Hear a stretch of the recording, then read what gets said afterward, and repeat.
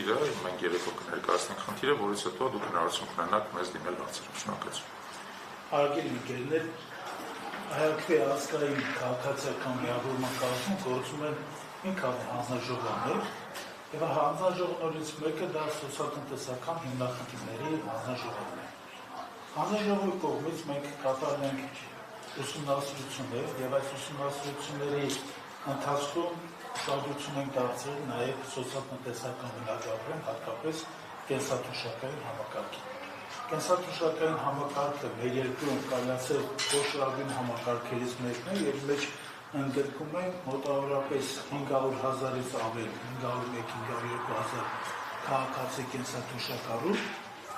եւ այստեղ խնդիրները բավականին մեծ են, մենք տեղորոշել ենք, բացել ենք համակարգը, կարելի ասել եւ այստեղ խնդիրներ կան, որի շուրջ մենք ձեզ այսօր կներկայացնենք թվական տվյալներ եւ կարծում եմ առաջին հարցերից մեկը նա է, թե կենսաթոշակառուները որ մասն է զբաղեցնում մեր բնակչության, առաջին, երկրորդը տարածաշրջանային տվյալներ ձեզ կտրամադրենք, երրորդը կփորձենք պատմել, հասկացնել, բարձրաբանել, թե թոշակների 5 անգամ բարձրացման միֆը իշխանական արդյոք հիմնավոր է թե չէ, խոսենք միջին ամսական թոշակների մասին, միջին ամսական աշխատավարձերի սպառողական գների ինդեքսի մասին, աղքատության մակարդակի մասին եւ թերսնբացության, տարածվածության մասին, որքան եւ որտեղ ցավալի։ Այսպես Հայաստանի Հանրապետությունում թոշակառուների քանակը 2018 թվականին եղել է մոտավորապես բնակչության ընդհանուր թվի 15.6%-ը, հիմա դա կազմում է մոտավորապես բնակչության 16.27%-ը։ Սա նշանակում է, որ մեր ազգը շարունակում է ծերանալ, իհարկե կյանքի տևողությունը ավելացել է, բայց այստեղ մի խնդիր է առաջացել, որ ամեն տարի փաստորեն 10,000 մարդիկ դառնում են թոշակառու, կենսաթոշակային համակարգերի կապված պետության խնդիրները անընդհատ աճում են եւ պետությունը պետք է երես չթեքի կենսաթոշակառուներից կենսաթոշակային համակարգում իրականացնի իրական ռեալ բարեփոխումներ եւ վերջ-վերջո բնակչության մոտավորապես 16% կազմող այդ խավի,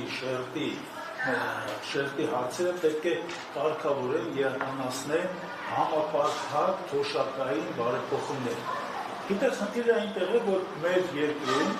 երկրում կա տվյալներ, որոնք ամոթալի տվյալներ են։ Որն է դա։ Այսպես մենք բարձրացրել ենք նվազագույն կենսաթոշակի չափը եւ դա համատել ենք տարածաշրջանային երկրների հետ եւ Հայաստանում, եթե մենք ունենք 36,000 դրամ նվազագույն կենսաթոշակ, որը համարժեք $93 է, ապա Ադրբեջանում այդ թիվը 320 մանաթ է կամ $188, Վրաստանում դա մոտ 400 լարի է կամ $148, իսկ Թուրքիայում 16,681 լերա է, որը կազմում է մոտավորապես $505։ Իհարկե, թվերը ցույց են տալի, որ մենք գտնում ենք ոչ թե ինչ-որ խայտառակ համեմատություններ մենք, ցույց է տալի, որ Թուրքիայում եւ Արևան Սուլթանատում 2 անգամ, 5 անգամ կենսաթոշակառուն ավելի շատ նվազագույն թոշակ է ստանում, իհարկե սա անհանդուրժելի մոտեցում է եւ այս պետական մոտեցման հետ կապված մենք խնդիրներ ունենք, որովհետեւ նայեք, այս թվերին տիրապետում են նաեւ իշխանությունները, այս վարչախումբը, բայց վարչախմբի մեջ որդեգրել է մի մոտեցում, որ կարան մանկական ստերով պարզապես խուսափել հարցից եւ հարցը տանել այլ բնագավառ։ Օրինակ, իշխանական թեզը տարածում է հիմնական որոշ ջատագովներ եւ քարոզիչների ղեկավարում է վարչախմբի ղեկավարը եւ վարչախմբի ղեկավարը անընդհատ հայտարարում է բոլոր հնարավոր հարթակները, որ թոշակները մենք 5 անգամ բարձրացրել ենք։ Իհարկե դա սուտ է, որովհետեւ գործողությունը 5 անգամ կատարված գործողությունը չի նշանակում թոշակների չափը 5 անգամ բարձրացում։ Այսինքն դրա հետ կապված ինչ են իրենք արել։ Մենք մի քիչ արագի մեջ իհարկե փորձենք ներկայացնել կատարված աշխատանքները, ուրեմն 19 թվականի հուլիսից թոշակները բարձրացրել են 10%, դա մեկ քայլ,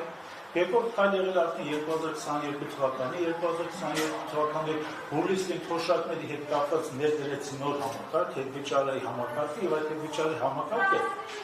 մոտավորապես 5,000 դրամ է հնարավորություն տալիս որպեսզի հետվեճար իրականացվի։ Եվ երկրորդ հարցը նա է, որ 2022 թվականին 99,000 շահառուների համար, կենսաթոշակային խմբի համար իրականացվեց 3,000 դրամի ընտանիք ավելացում թոշակի։ Դրանից հետո մոտավորապես 2023 թվականի հունիսի 29-ին բարձրացվեց նվազագույն կենսաթոշակի չափը, դա 31,600 դրամից դարձավ 36,000, եւ արդեն 2024 թվականին հաստատվեց հետվեճարի նոր համակարգ, արդեն գումարը որպես առավելագույն սահմանվեց 6,000 դրամը եւ 12% հետվեճարի համակարգը սահմանվեց, բայց այստեղ գնացին ճիզվիտական մի դիրքորոշման, որ նրա մեջ հանեցին նախնական կողմնական ծառայություններ հետվեճարից օգտվելու հնարավորություն, հիմա դա էլ հանեցին։ 2025 թվականի հունվարին մեր դրեցին նոր որոշում, որ այս հետվեճարի համակարգը 12% է դառնում եւ դա գործել է մեկ տարի ժամկետով։ Հիմա բնականաբար այս տվյալները, որ մենք ներկայացնում ենք, սա ցույց է տալիս, որ թոշակները չի բարձրացվել 5 անգամ։ Այս մարդիկ պարզապես ստում են։ Մարդիկ հարցից խոսակում են մանկական ստեր հորինելու, տարածելու իմաստով։ Հավանաբար շատերը նույն այդ քարտուշների իշխանական կարող են պնդել, որ դա չի վերաբերվում միջին ամսական թոշակների, միջին ամսական թոշակների հետ կապված մենք ունենք էլ ուսումնասիրությունը եղել, որ 2018 թվականներին միջին ամսական թոշակը եղել է 40,000 դրամի կարգի, ներկայում այն կազմում է 49,000։ Հաստատում ենք ունենք այս 7 տարիների ընթացքում ընդհանուր թոշակի միջին ամսական չափի մեծության փոփոխություն ավելացման կողմ 20%-ի չափով 5 անգամ բարձրացնելու խնդիր այստեղ չկա։ Կամ էլ լրացուցիչ խնդիր, որը մենք դրա վրա ցանկանում ենք ուշադրություն հրավիրել հանրության, որ Հայաստանի Հանրապետությունում գնաճի նույնիսկ այս պայմաններում համախառն ներքին արդյունքի եւ բյուջեի մեծությունները անընդհատ մեծանում են, ծավալները անընդհատ մեծանում են, դա կապված Հայաստանի Հանրապետությունում միջին ամսական աշխատավարձերն են բարձրանում եւ միջին ամսական աշխատավարձերի աճը կազմել է 2018 թվականի 172,000 դրամից, ներկայումս կազմում է այս տարվա արդեն հունիսի ամփոփ տվյալներում կազմում է մոտավորապես 256,000, աճ առավել քան 73-74% է, բայց 73-74% այս միջին ամսական աշխատավարձի աճի պարագայում մենք ունենք ընդհանուր թոշակների 20%-անոց աճ։ Սա նշանակում որ քաղաքացին, որը գտնվում է ընդհանուր աշխատունակության տարիքի մեջ, նա երբ որ տեղափոխվում է կենսաթոշակային տարիքի, առնվազն 3 անգամ նրա եկամուտները հնարավոր ձեռքբերման իմաստով նրանք պակասելու են։ Այս խնդիրները, գիտեք, ինչ լավ կյանքից չէ, եւ մենք պետք է այստեղ բազմաթիվ խնդիրներ կա, որ պետք է բարձրացնել։ Խնդիրներից մեկը նա է, որ թոշակների հետ կապված մի անտեսանելի թշնամի կա, դա սպառողական գների ինդեքսն է։ Այս սպառողական գների ինդեքսը չեմ ուզում ձեզ ծանրաբեռ տնտեսագիտական բարդ հաշվարկներով, բայց նա շրջորում է թոշակառուների այդ հնարավորությունը եւ գնողունակության անկման հետ միասին թոշակառուն նույն գումարի չափով ձեռք է բերում ավելի քիչ ֆիզիկական ապրանքներ եւ ավելի քիչ ծառայություններ։ Բնականաբար դրա հետ կապված աղքատության մակարդակը երկրում շարունակում է մնալ ոչ թե գոհացուցիչ, մի խայտարակ իրավիճակ է, բայց խայտարակ իրավիճակը ես նորից թվերով ձեզ ներկայացնում, եթե 2018 թվականին նա կազմում էր 26,7%, հիմա կազմում է 23,7%։ Այսինքն պետական բյուջեի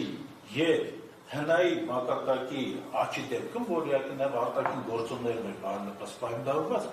մենք ունենք աղքատության գործակցի համեմատաբար կարելի ասել ամփոփ ցուցանիշ 3%-անոց նվազում աղքատության մակարդակի դա բավարար չէ։ Մի խնդիր էլ կա